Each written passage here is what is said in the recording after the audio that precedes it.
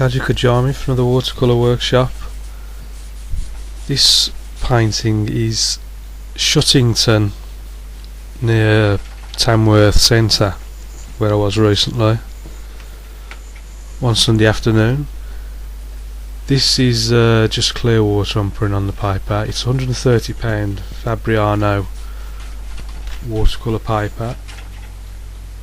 I'm using my usual palette of Raw Sienna, Burnt Umber, Light Red, Ultramarine, Lemon Yellow, Payne's Grey and Alizarin Crimson, and I'm using the large Ron Ranson hake brush. This is Ultramarine going over the top of the Raw Sienna. Very simple sky. I'm just going to put some a little bit of cloud in. It's a mixture of, this is Alizarin Crimson and Payne's Grey.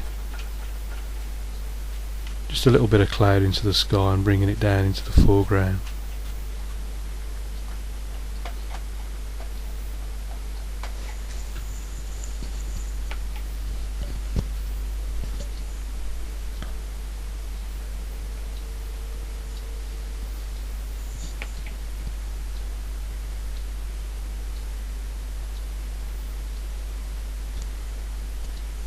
I'm just putting in some distant trees now. So again, using the sky colours, which helps push the trees right back into the painting.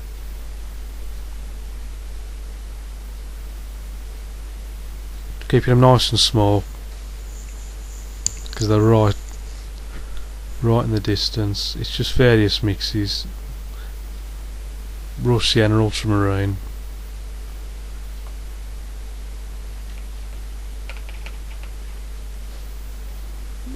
Quite a lot of ultramarine, keeping it on the blue side. Remember, cooler colours push objects further back into the painting, and the warmer colours bring them forward.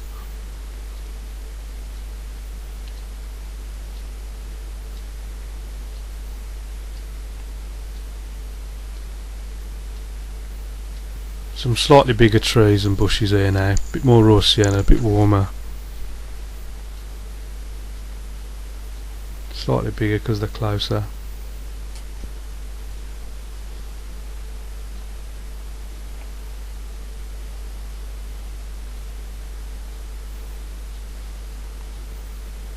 Just a few dabs here and there with a paintbrush.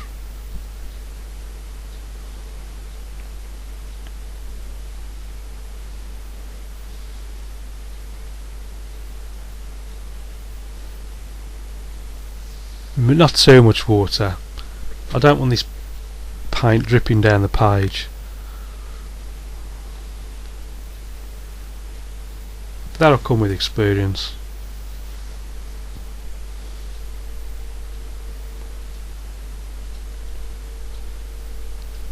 Just a few dabs just to separate the fields.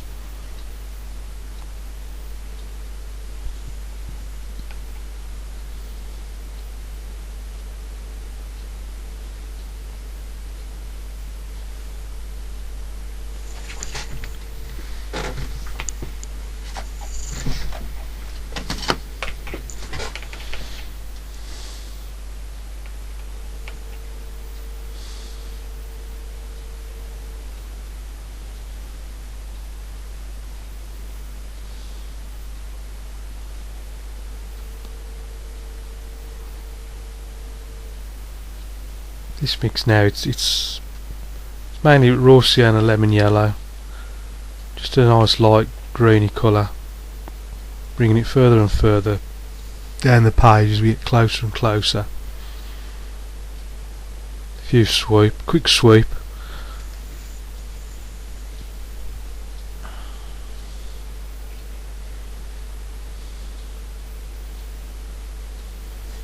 I'm not trying to cover every square centimetre on the page, just leaving little white bits here and there. It just adds a bit of interest, varying the colour as we come down. That was a bit more ultramarine in that.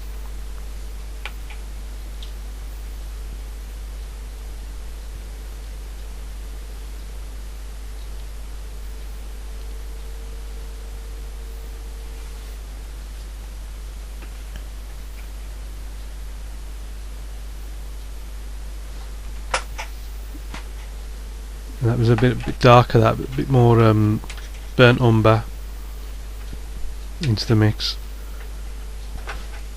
Paper stretched slightly, so I'm just refixing it on the right hand side. You can stretch the paper before you start to paint. Personally, I never bother. It's £130. It's not the heaviest paper in the world, but you can get away with it. Obviously, if you're using heavier paper, you probably wouldn't stretch. £140 plus. You shouldn't have too many problems with cockling, as they call it.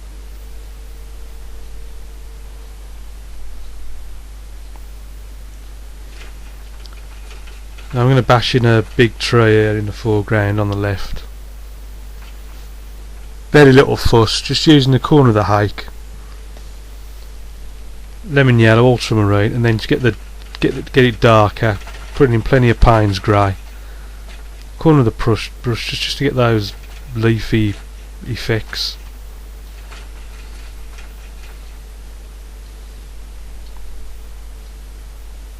But I'm just trying not to overdo it. I'm just using the fingernails there to scrape out a few trunks and branches and twigs and what have nots.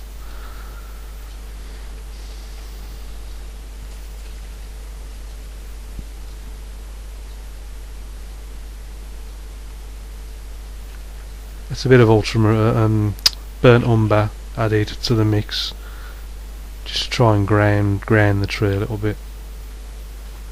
A few flicks with a fingernail just to represent a few grasses.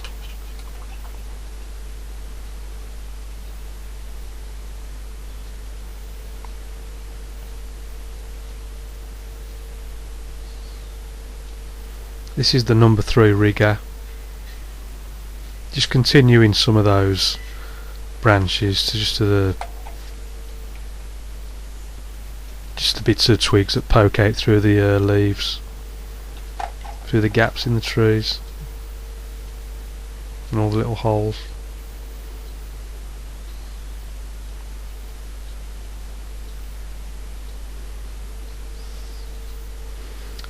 These are fence posts I'm scratching out now.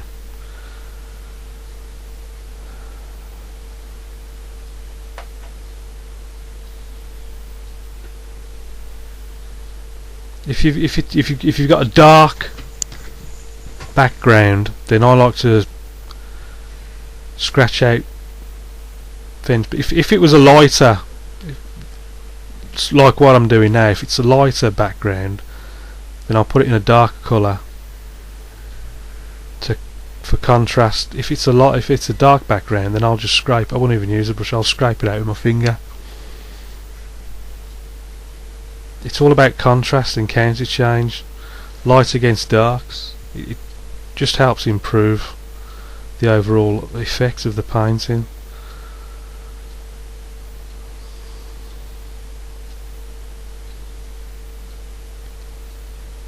This is a gate and a fence. I'm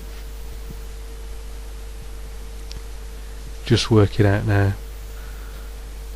I think ideally I should have stopped the fence maybe halfway along. I think I've slightly overdone it here, taking it the whole length of the page.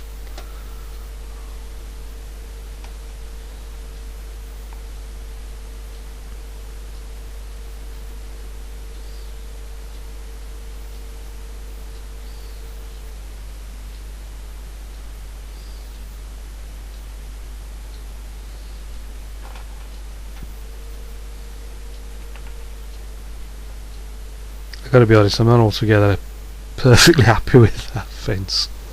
It looks a bit of a mess really, but never mind. Few streaks darkens the foreground. I'm not sure if I've improved it or ruined it.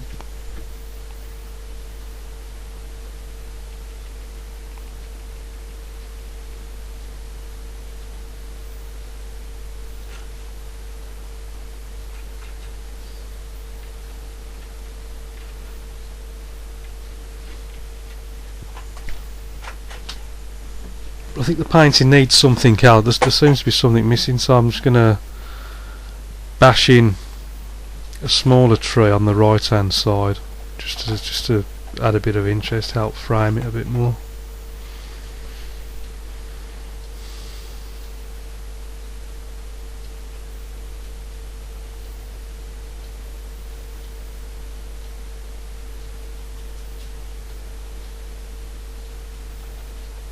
Again, just using the corner of the hake.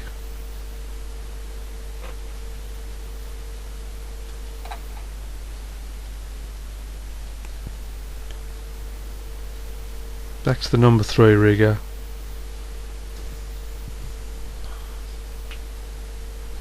Remember when you're using a small brush such as a rigger, you need a lot more water in your mix, sort of ink-like consistency, because otherwise it just won't run off the brush very well when you're pulling out such thin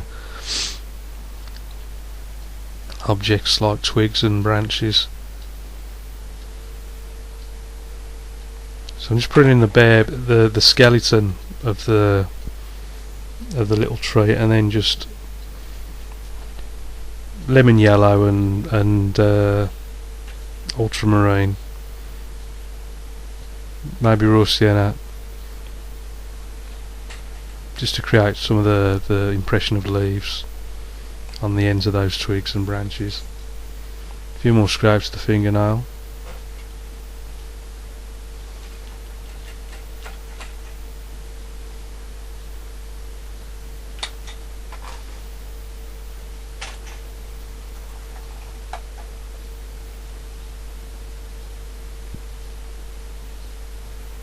And all that's left is to put in the signature, using the rigger, dark mix, and